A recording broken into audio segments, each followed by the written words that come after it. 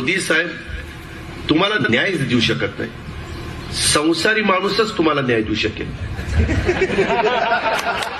गैरच्या खोटं बोलत नाही.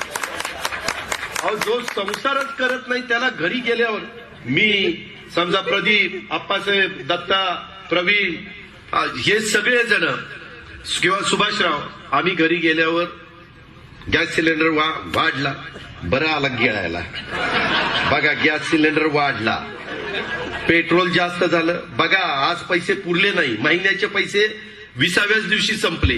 ह्यांना कोणी सांगायलाच नाही ना वाढला काय आणि संपला काय आणि 850ला झाला काय आणि काय केलं काय. कोणी बोलायला जायचं, घरी निवांत झोपायचं.